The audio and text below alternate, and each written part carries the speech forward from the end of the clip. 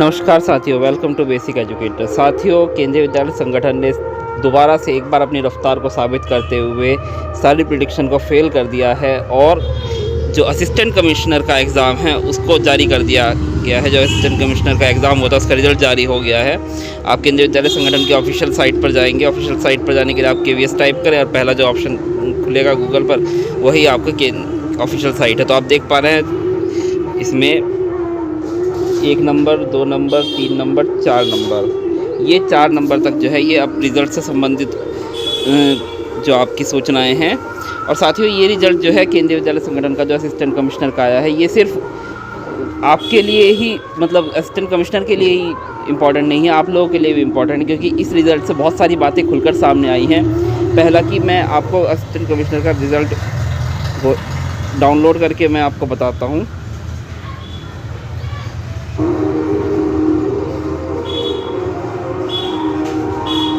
देख पा रहे हैं साथियों, देख पा रहे हैं अब आज ये रिज़ल्ट घोषित हुआ है 10/4, यानी कि आपको ज़्यादा 13-14 दिन का ये लोग समय दे रहे हैं रिज़ल्ट घोषित होने के बाद इंटरव्यू के लिए। साथियों, मैंने आपको पहले भी बताया था पिछले वीडियोस में कि आपको 13 से 14 दिनों का समय अगर मिल जाता है तो बहुत बड़ी बात है इंटरव्यू की डेट घोषित होने के बाद। तो इस तरीके से आपको 10 तारीख को इन लोगों का 10 तारीख से लेकर 20 तारीख तक का आप इन लोगों का इंटरव्यू की डेट है।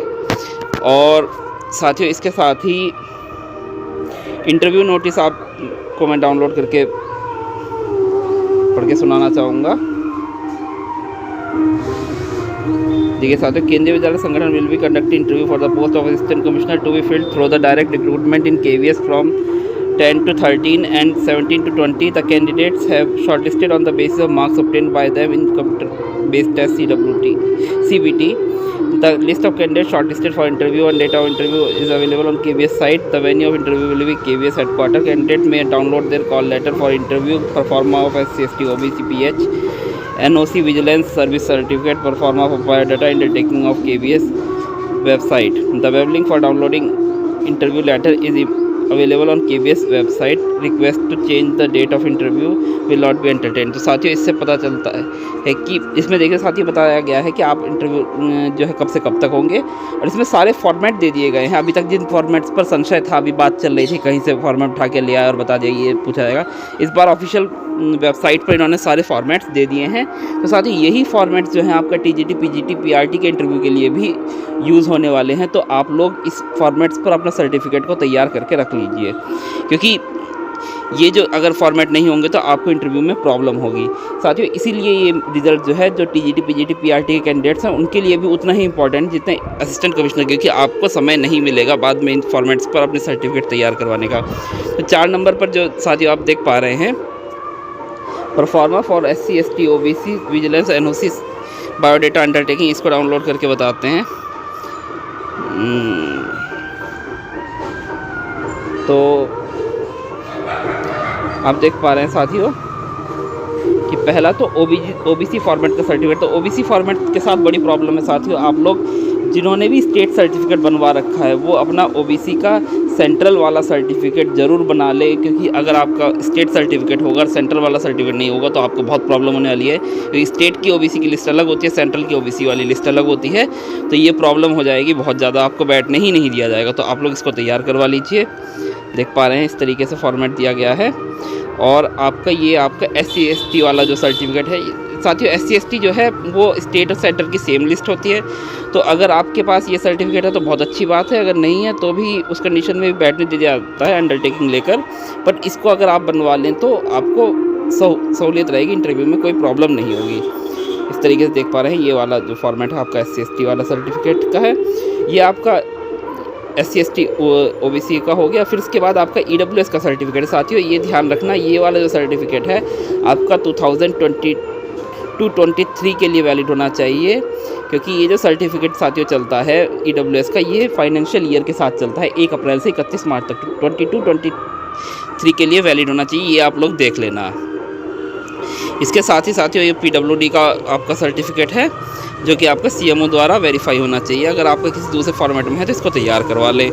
इसके साथ ही साथियों नो ऑब्जेक्शन विजिलेंस सर्टिफिकेट, साथियों जो साथी हमारे उसमें हैं ऑलरेडी गवर्नमेंट सर्विस में है, चाहे सेंट्रल की हो, स्टेट की हो या PSU में हो, तो उनको ये सर्टिफिकेट लेके जाना होगा। अभी तक क्या प्रॉब्लम थी, हमें पता नहीं था कि हमें कैसा एनओसी में क्या लिखवाना है। तो ये केवीएस ने बहुत ही अच्छी बात की है कि आपको एनओसी इसी फॉर्मेट पर लेकर जानी है।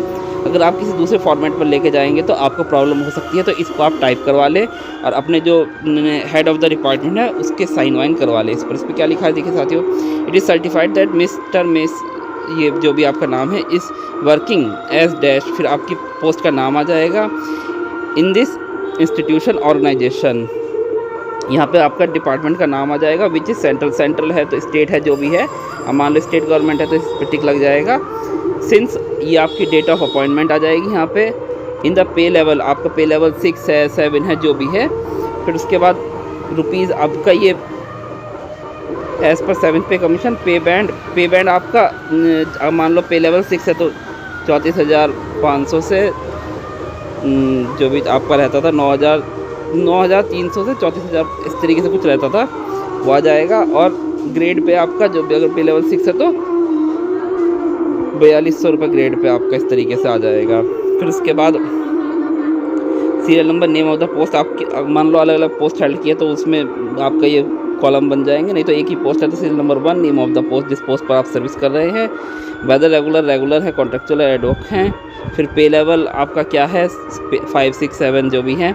फिर सर्विस ऑफ पीरियड कब से कब तक, यानी कि मान लो अगर आपकी प्रमोशन नहीं हुआ है तो जिनसे आपने सर्विस की है, और 2 मतलब जो आपकी डेट में सर्टिफिकेट बन रहा है तब तक, ये टिल डेट भी लिखवा सकते हैं। रिमार्क्स में कुछ लिखवाना हो तो लिखवा लीजिए। It is for the certified that no disciplinary action is pending contemplated against him as on date, this office has no objection if he is selected for the post of, यहाँ पे आप अपनी पोस्ट भर देंगे PRT PGT TGT जो भी है। इन केंद्रीय विद्यालय संगठन, यहाँ पे आपका सिग्नेचर हो जाएगा, हेड ऑफ़ द ऑफिस का नेम आ जाएगा, डेजिग्नेशन आ जाएगा, सील आ जाएगी और आपका प्लेस और वो आ जाएगा। ये आपको बनवाना ही होगा। अगर यही बनवाएंगे तो इसको प्रॉब्लम हो जाएगी आपको इंटरव्यू में। इस तरीके से आपका ये देखिए फ्रेश बायोडाटा वाला आपका वो आ गया है, फॉर्मेट आ गया है। इसमें आपको अपना नाम लिखना है, एड्रेस लिखना है, डेट ऑफ बर्थ लिखना है, हस्बैंड का नेम लिखना है, मोबाइल नंबर, ईमेल आईडी, और साथ ही अपनी सारी जो आपने क्वालिफ़िकेशन ऑब्टेन की है वो सब भरे जाएंगी, बिगनिंग फ्रॉम +2 लेवल, यानी कि +2 लेवल से। अंडरटेकिंग देनी होगी साथियों आप लोगों को पर इस तरीके से अंडरटेकिंग भी आपको एक देनी हो रही है। I hereby undertake that in case of my selection to the post of, फिर जो TGT PGT PRT in Kendriya Vidyalaya Sangathan, I am willing to posted anywhere in India. तो इसमें साथियों आपसे पहले ही लिखवा के ले लिया जा रहा है कि आपको इंडिया में कहीं पे भी पोस्टिंग दी जाए तो आपको कोई ऑब्जेक्शन नहीं होगा। साथियों इस बार एक बहुत ही अच्छा सिस्टम ख़त्म कर दिया गया है। अच्छा हुआ नहीं हुआ, इसमें जोनल सिस्टम वाला था कि उसमें आपकी जोन की प्रेफरेंस ली जाती थी, कौन सा जोन पे लिया जाए। वो अच्छा भी था बुरा भी था कि मेरिट के अकॉर्डिंग आपको अच्छा जोन मिल जाता और थोड़ी कम मेरिट होती तो ख़राब जोन मिलता। वो चलो अच्छा और बुरा जो भी है, फ़िलहाल इस बार जो जोन की प्रेफरेंस ली जाती थी वो ख़त्म कर दी गई है। तो इस तरीके से साथियों इस रिज़ल्ट के आप लोगों के लिए जो TGT PGT PRT के कैंडिडेट उनके लिए भी बहुत ही मतलब गहरे निहितार्थ है। तो आप लोग अपनी पेटियाँ बांध दीजिए, केंद्रीय विद्यालय संगठन की गाड़ी बहुत तेज़ चलने वाली है और आप लोग इस रिज़ल्ट के अकॉर्डिंग अब इस जो फॉर्मेट्स दिए गए हैं उनके अकॉर्डिंग अपने सर्टिफिकेट तैयार करके रखिए और इंटरव्यू की तैयारी में लगे रहिए। आप सभी को शुभकामनाएं। Thanks for being with basic educator.